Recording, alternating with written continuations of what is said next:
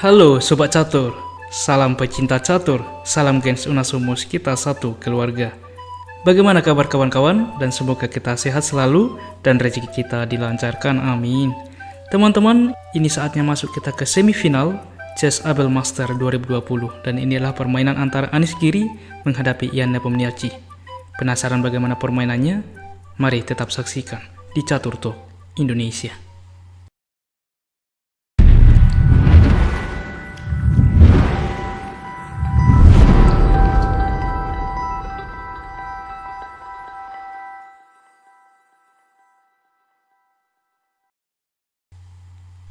Baiklah kawan-kawan, kita langsung ke permainannya. Di sini putih dipegang oleh Anies Giri, melangkah dengan pion ke D4 dan hitam membalas dengan pion ke D6. Ini mengarah kepada Fierce Defense, di mana pertahanan ini biasanya diharapkan untuk bermain remis atau draw. Pion ke E4 menguasai peta pusat, G6 dengan VN1 gajah ke depan. Kuda ke F3, kuda ke F6, kuda ke C3, gajah ke G7 dengan rokade juga. Gajah ke E3, C6, menteri ke D2, menteri ke A5, gajah ke D3, gajah ke G4. Biasanya dalam variasi seperti ini, banyak juga database yang menunjukkan putih melakukan rokade. Di sini Anies Giri mencoba hal yang berbeda dengan kuda kembali ke G1, dengan rencana untuk memajukan pion dan mengancam gajah ke depan. E5, H3. Gajah mundur ke E6, kuda ke F3, dan rencana bermanuver dan mengancam gajah. H6, rokade, kuda ke D7. Di sini kemungkinan dari hitam melakukan rokade, sayap menteri. A4, dan ini adalah langkah yang cukup powerful teman-teman, mencegah hitam melakukan rokade. Coba kita lihat teman-teman, apabila di posisi ini hitam sesuai rencana rokade sayap menteri, maka jelas B4 mengorbankan pion dan mengancam menteri. Dan di sini menteri cukup berbahaya, di mana ketika berpindah maka gajah ini akan sangat aktif ke depan teman-teman. Dan apabila menteri memukul pion, maka D5 mengancam gajah. Pion memukul, maka benteng ke B1 mengancam menteri. Menteri ke A5, benteng ke B5. Dan lihat teman-teman, mengancam menteri dengan tempo juga mengancam pion. Menteri kembali ke C7, pion memukul pion, gajah memukul, kuda memukul, kuda memukul, dan juga benteng memukul kuda. Maka kita lihat teman-teman, banyak sekali alternatif, tantangan, atau inisiatif yang dapat dilakukan putih.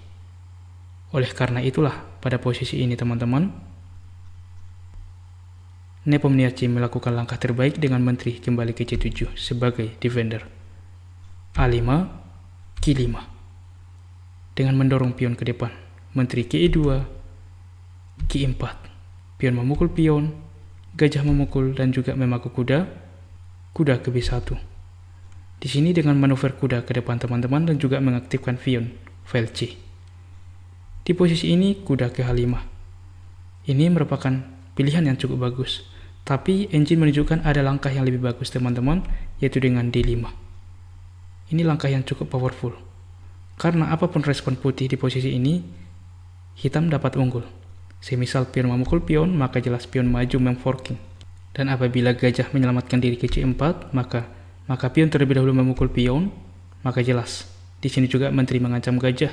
Dan setelah gajah menyelamatkan diri semisal mundur ke B3, di sini pion tidak langsung memukul pion ya, karena akan sangat berbahaya open skak dari menteri terhadap raja. Dari bisa dibilang terlebih dahulu dengan rokade, maka jelas di sini juga kuda sedang terpaku, maka kuda juga akan hilang teman-teman. Dan coba kita kembali kita lihat, karena apabila pion langsung memukul kuda, maka jelas sangat berbahaya ya. Ada open skak nantinya. Dan kita kembali ke partai aslinya teman-teman, yaitu dengan kuda ke H5. Permainan berlanjut dengan C3 sesuai rencana. Benteng ke G8.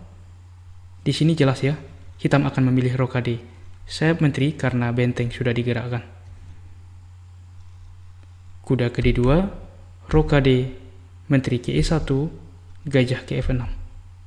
Di sini gajah ke F6 merupakan suatu taktik teman-teman. Dan kita lihat kerugian yang diambil oleh hitam. Langkah ini menghalangi pion untuk berkembang dan juga mengorbankan pion. Apabila di sini gajah bersemangat langsung memukul pion, maka inilah yang diharapkan oleh hitam, di mana benteng gigi 6 dengan tempo mengancam gajah. Gajah menyelamatkan diri, maka benteng gigi 8. Lihat teman-teman. Dan sangat berbahaya jika G3 mencoba untuk menambah pertahanan. Ketika benteng mengancam ke depan, maka jelas gajah memukul kuda. Kuda memukul gajah, maka langkah yang cukup bagus dengan pengorbanan kuda memukul pion teman-teman. Dan lihat langkah ini. Semisal pion memukul, benteng memukul. Raja KH1, benteng KH8 skak. Kuda menutup, maka benteng KH3. Dan kita lihat teman-teman. Dan jika di sini putih masih berusaha menyelamatkan kuda ini, semisal dengan benteng ke F2, maka ini fatal ya. Gajah dapat memaku benteng. Dan apabila di posisi ini gajah gigi 1, maka jelas benteng dapat memukul gajah. Dan apabila lagi-lagi di posisi ini teman-teman, menteri ke E2, maka jelas akan terjadi pertukaran. Dan di sini teman-teman, engine pun menunjukkan hitam masih lebih baik teman-teman, di mana dapat mengaktifkan menteri ke depan dan jelas akan melakukan serangan terhadap putih. Dan oleh karena itulah Anis Giri membaca jebakan ini, sehingga di posisi ini Raja KH1 mencoba pengamanan raja teman-teman. Hitam melanjutkan dengan gajah gigi 5, mencoba menukarkan gajah, kuda KH2, mengancam gajah. Gajah memukul gajah, menteri memukul gajah, kuda ke F4 dan mengancam gajah.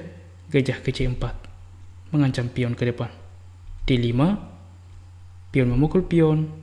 Dan di sini langkah yang cukup cerdas dari hitam, yaitu dengan kuda memukul pion teman-teman, mengorbankan kudanya. Dan ini juga jebakan teman-teman. Dan Anis Giri membuat langkah terbaik dengan menteri memukul pion, tidak menerima pertukaran. Apabila di sini raja bersemangat langsung memukul kuda, maka lihat sangat berbahaya ya. Maka kuda terlebih dahulu memukul pion untuk membantu gajah ke depan teman-teman. Dan apabila di posisi ini menteri memukul pion A7, ada ancaman skak ke depan, maka gajah ke F3, double skak. Raja ke H3, maka akan didorong ke depan skak. Raja ke H4, menteri ke E7, dan akan terjadi skak mat teman-teman. Untuk itulah di posisi ini menteri langsung memukul pion A7. Dan di posisi ini langkah yang cukup normal dari hitam, yaitu dengan gajah ke H3 teman-teman, untuk melindungi kuda. Tapi engine menunjukkan, kita kembali sebentar, alangkah lebih baik di posisi ini terlebih dahulu dengan pion memukul gajah. Dan jelas di sini juga nanti ada ancaman benteng untuk mengancam kuda, di mana setelah kuda ini memukul pion. Dan apabila di sini lagi-lagi raja memakan kuda ini, maka jelas kuda memukul pion. Lihat teman-teman. Dan jelas kuda ini terjebak. Semisal berpindah ke D3, maka jelas akan terjadi hal yang sama seperti sebelumnya teman-teman. Dan akan terjadi skakmat. Namun rupanya kita kembali ke partai aslinya, yaitu dengan gajah ke H3. Maka Anis Giri melakukan langkah terbaik dengan benteng gigi 1. Dan di sini kuda ke F4 teman-teman, menyelamatkan kuda. Dan ini langkah yang kurang akurat yang juga ditunjukkan oleh software. Tapi terlihat langkah natural ya, yaitu dengan penyelamatan kuda teman-teman. Kita kembali sebentar. Jadi apa langkah yang bisa diambil oleh hitam di posisi ini? Lagi-lagi ialah dengan pion memukul gajah ini teman-teman. Dimana setelah kuda memukul kembali, maka dapat menteri ke B8. Karena menteri ini sangat berbahaya. Dan tentu saja menteri kembali, maka dapat dilakukan dengan kuda ke F4. Dan di sini pun engine menunjukkan hitam maupun putih sama-sama sebanding, karena menteri ini tidak lagi di posisi ini yang cukup berbahaya. Nantinya akan kita lihat. Kita kembali ke partai aslinya, yaitu dengan kuda ke F4. Maka lihat perbedaannya teman-teman. Setelah pion ke A6, di mana menteri ini mensupport pion teman-teman. Dan di sini kuda memukul pion dan mengancam gajah. Pion memukul pion skak, dan apabila menteri memukul, jelas ya menteri akan hilang. Oleh karena itulah di posisi ini raja kembali atau raja berpindah ke D7. Maka Anies kiri melanjutkan dengan pion memukul pion dan juga mengancam ancaman skak ke depan. Benteng memukul benteng skak, benteng memukul benteng, benteng ke belakang dan mengancam pion. Menteri ke D4 ada nanti open skak dari putih. Kuda memukul gajah. Di sini sangat tidak baik ya. Pion langsung memukul pion karena kuda dapat langsung menutup. Oleh karena itulah kuda terlebih dahulu memukul kuda. Maka setelah pion memukul pion, kuda ke E5 skak. Dan ini juga menutup akses menteri melindungi kuda hitam ini. Raja berpindah ke E6 dan juga memperkuat menambah tekanan terhadap kuda putih. Menteri memukul kuda. Menteri memukul kuda. Maka setelah menteri ke H6 skak. Dan di sini juga teman-teman, hitam atau Ian Fibonacci menyerah. Karena jelas gajah akan hilang. Dan jika raja berpindah semisal ke E7, maka raja cukup memukul gajah. Tapi bang, di sini masih cukup bagus nih ketika benteng ke H8. Maka coba teman-teman, ini juga putih mempunyai jawaban yang cukup luar biasa dengan benteng ke G5. Ini adalah teknik menghilangkan hubungan satu sama lain teman-teman. Di mana semisal menteri memakan benteng ini, maka jelas di sini putih sangat unggul, di mana dengan kesempatan juga akan melakukan promosi ke depan. Dan untuk itulah hitam Ian Fibonacci menyerah teman-teman. Bagaimana permainan yang cukup hebat dari kedua pemain catur hebat ini? Dan inilah permainan semifinal untuk menyeleksi siapa yang lolos nantinya ke final.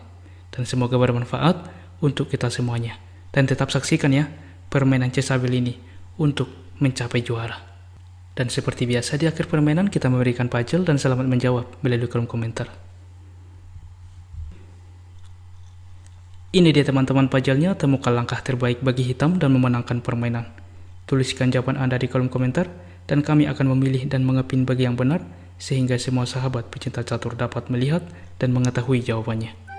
Baiklah teman-teman, demikianlah permainan catur dari catur terbaru 2020 dan semoga bermanfaat untuk kita semuanya. Dan jika kawan-kawan menyukai konten catur seperti ini, mari kita support channel ini dengan cara like, subscribe, dan share ya. Dan juga agar supaya semua sahabat pecinta catur di luar sana dapat melihat dan mengetahuinya. Dan mari kita support terus percaturan kita Indonesia yang semakin jaya. Salam Catur Talk Indonesia, sampai jumpa pada video berikutnya. Keep sharing and keep loving. Bye-bye.